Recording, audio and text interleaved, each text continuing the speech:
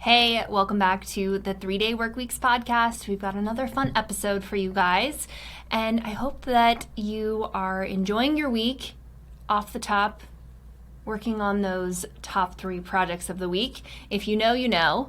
You are probably part of the Smarter Not Harder community, or you are in our 3-Day Workweeks Club broadcast channel. If you're not, I'll link both of those and you should check them out. But if you don't know me, my name is Kate. I am a systems and efficiency expert. I have sold my professional organizing business because I put systems in place and removed myself from being the star of the show. So we have some fun things on that topic to talk about today. But first, you probably don't realize if you're watching this on YouTube, you definitely don't know if you're listening to it, but I rearranged my office. This corner looks very similar to the other corner, but I have this bulletin board in my office that is a feng shui map, and it has divided into the sections of the corners and spaces of where you should have what. And I was just feeling, I put a new rug in my office. I posted a picture on Instagram. Since we don't have dogs, the rugs that we had, they just were old and had dog hair all over them. And since our sweet pups have passed, it was time to get rid of those and bring something new in. It also helps with acoustics of the podcast to dampen the noise, because this room was kind of empty without a rug. But I put a new rug in, and it then inspired me. I was like, there's still something not right about this room. I love my office. It's very comfy and cozy, but there's something off. And I looked at my feng shui map and I was like, my desk is not in the money corner. And so what I did was I moved my desk just from one corner to the other and put it in the money corner. I'm still not exactly sure about this setup. Behind me is a window and I can't see what's going on. The whole, a lot of feng shui, if you're not super into it, there's this awesome guy on TikTok that he rearranges people's spaces to be optimized for feng shui. But it's sort of like a very caveman aspect of you wanting to feel protected and safe in your space. So part of the window being behind me is that there are a car can pull up here. That's usually where John parks out front, and I can't see it. So it's a little bit of a perceived threat when you can't see someone coming up from behind you. But that would be also why you wouldn't want your back to the door of the office, because then people can come up behind you and surprise you. And the guy on TikTok, he says, a tiger could come in your room and attack you. But or he talks like monkeys jumping through your window and attacking you while you're working and you don't know.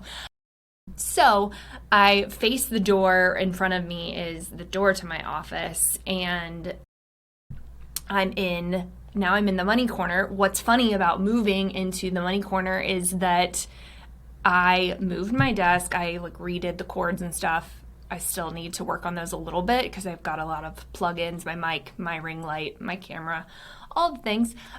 But as soon as I got that kind of all settled, everything plugged in and turned on my computer, I opened my email and found a paid invoice, which was amazing. An invoice that I didn't think was going to get paid until January, but it got paid and it's great. So Money Corner, check it out. Look up a feng shui map. It's pretty cool to play with, and it also talks about colors that should be in different places. Part of the money corner is that it's green. Money's green. And so I have my lovely plant. This was a gift from my friend Haley after Sugar passed. And this plant is just thriving. It's been kind of in the middle of the quad of spaces, but near the money corner, and it's thriving. So yeah, it's a fun thing to play with. If you feel stuck or you feel something's not right about wanting to sit down and do work, play around with your space. You probably already do that. Especially, I know a lot of you are bloggers and influencers. You like for things to look pretty. Same with my professional organizer listeners. Really, any of you that are creative, like, you know how much a beautiful space helps you feel inspired and just good and wanting to do cool things. So try it out and let me know how it goes. Like, send me a DM on Instagram and let me know what you did with your space, because I think it's really fun. So the other thing that I wanted to share was there is a guy named Alex Hormozy. He has a book called $100 Million Offers. And why I like him especially is because he had a service-based / brick and mortar business in the gym business, and he grew it and sold it. I believe he sold it for $100 million. I'm not positive on that. I forgot the details of the book, but he's done a lot of business, scaling sales, putting systems in place, removing himself from being the star of the show, like I mentioned earlier in the podcast. And so all that stuff is really up my alley. Also, what I really like about him is that he does have a book, but it's super cheap. I think it's like under $10. And I'll link that too in the description. But that's not really his moneymaker. He invests in companies now, and they have to be over, I can't remember his threshold. I think it was $10 million in sales. So people who are under that $10 million mark can benefit from everything that he shares. And he gives lots and lots of value away for free, because the way that he makes his money is off people who have businesses at that $10 million mark. And so even if you're under that, you're not really his ideal audience, but he's sharing because he loves it. Now, part of what he talks about I'll link the YouTube video. It's like an hour long. It's kind of long. I shared this in my broadcast channel on Instagram, which is a really fun way that I'm keeping up with you guys and sharing things as I see them in real time. So join that if you haven't already. It's cool. It just shows up for you like a DM in Instagram, and you can like easily click the links or whatever. But at first, he talks about a lot of things. This is an hour long. He's covering how to make $1 million in your business if he were to do business, start from the bottom in 2024. And one of the things he talks about is making your business boring. And I talk about this a lot, is the goal is to make business boring. And that sounds so not sexy and so not fun. But that's when you know that you're onto something, is when it feels so repetitive that it's boring. And that's what we did with Work It Organizing, where it got to the point of like, I was bored with it, to be completely honest. Not when I sold it, but when let's say like even almost a year in, I was already getting bored with the business, because I had figured out how to do the systems, how to get the clients, how to onboard the clients, how to schedule their sessions, how to do their organizing sessions, then figuring out the next level of that was, when things got interesting again, was, okay, how do I build a team? Then getting the team in place. Then how do I remove myself from working on site at all?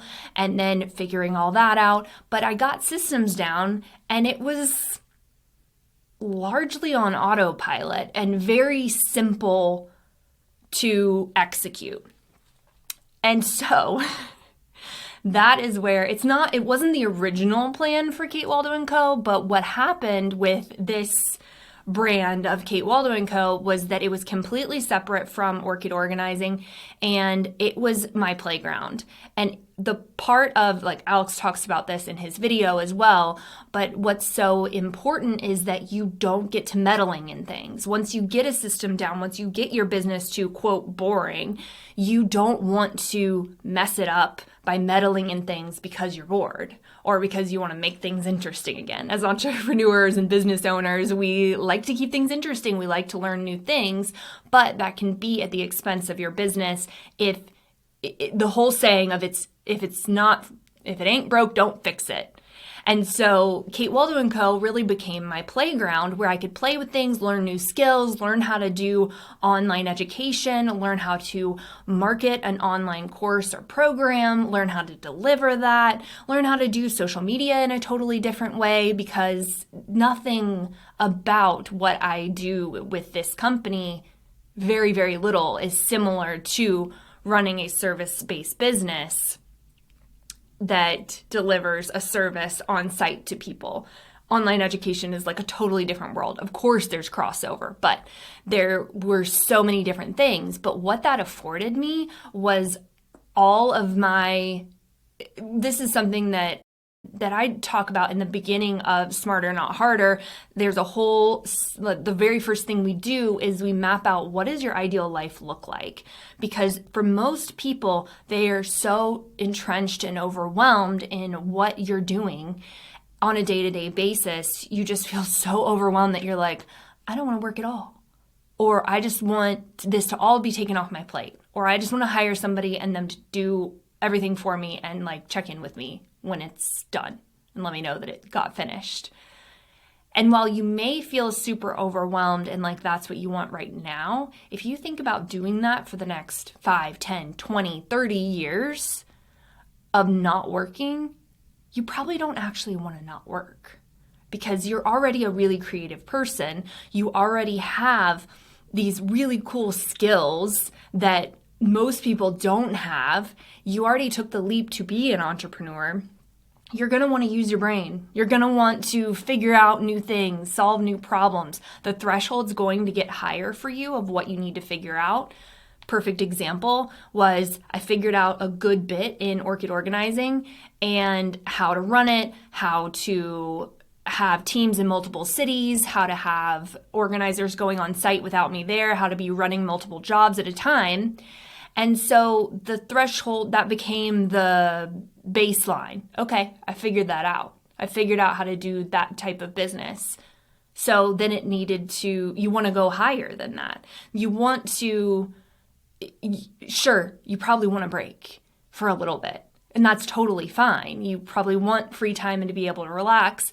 But having the option that you can choose to work and choose to do something that excites you, really stimulates your brain, gives you new things to learn, is where you'd likely want to be for the remainder of your time on this planet. So that was where Kate Waldo Co came in, where I'm learning totally different skills, learning how to do things in a totally different way of business, of life, conceptually, just changing everything to tons and tons and tons of personal development. And so that's all to say that the goal is for you to systematize all the things that happen in your business so that you're no longer an integral part. And part of why you're doing this is because that's what makes a successful business on paper. And it's what makes the business sellable. Now, don't tune out here if you don't think you ever want to sell your business. This is something that I talk about a good bit, is that if you build your business on a strong foundation in a way that you have repeatable systems that other people can do the same work you do, that you're not the indispensable part of the business, this is what makes it eligible to be sold. You can't sell yourself. You're already doing that on a daily basis. But you can't sell yourself on paper to somebody else unless you want to be an employee of your own business that you're selling to somebody else. That doesn't really make a lot of sense. So you want to have these systems in place, this strong foundation where you're able to be removed from the day-to-day operations, or someone else can do your job just like you are doing it. And that helps you be able to sell, but also it is a factor in what you're able to enjoy from your business. You can't enjoy the perks of being an entrepreneur, of being a business owner, if you are the only person that can make it all work. Because then you're just doing a million jobs. The whole joke about you traded in your 9 to 5 for a 24/7.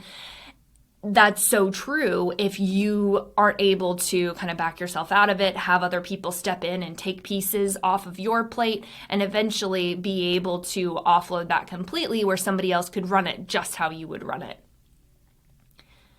So you're not able to actually enjoy all of those perks of having the time flexibility, having the money flexibility. Now, the money part of this is that it has a compounding effect. So when you are able to replace yourself, you're able to scale and have team members under you, and you're able to then make more money in a shorter period of time.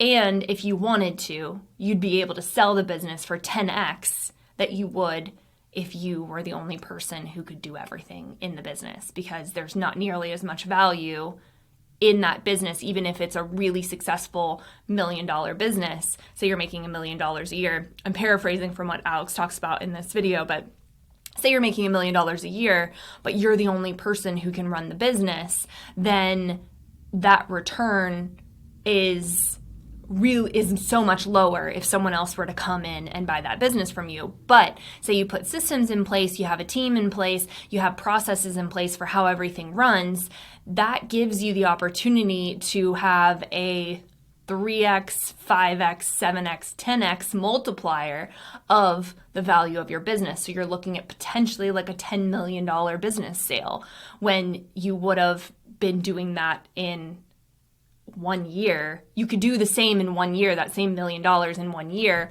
but you have the ability to sell.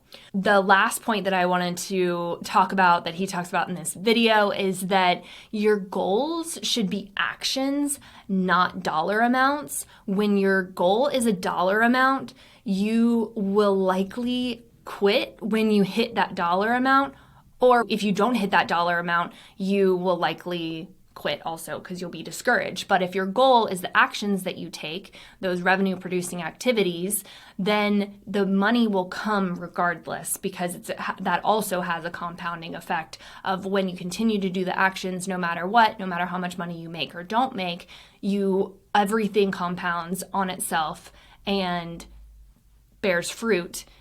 No matter what dollar amount you're at, you'll continue to see that revenue if you do those actions every day. So, moral of the story, keep it simple, and systems help you scale. Focus on your actions, not on your dollar amounts, and play around with your office and let me know how it goes.